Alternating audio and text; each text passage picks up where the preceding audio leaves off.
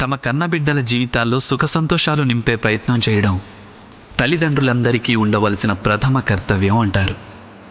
ఎవరైతే మీ వల్ల ఈ లోకంలోకి వచ్చారో వారి కర్మల ఫలితంతో భవిష్యత్ తరాలకి మీ గురించి కూడా తెలుస్తుంది.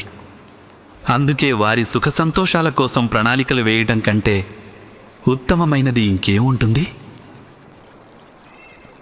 అయితే సుఖం ఇంకా భద్రత, ఈ రెండు మానవుల కర్మ ఫలితాలు కావంటారా?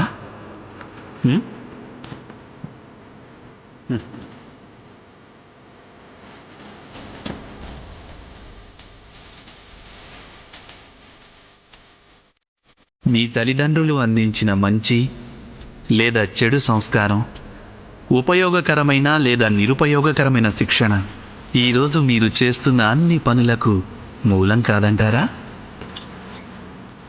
సంస్కారం, శిక్షణలతోనే మనిషి వ్యక్తిత్వం రూపుదిద్దుకుంటుంది. అనగా తమ సంతానం యొక్క వ్యక్తిత్వాన్ని తల్లిదండ్రులు ఎలా అయితే మలుస్తారో సంతానానికి అలాంటి భవిష్యత్తే ప్రాప్తిస్తుంది.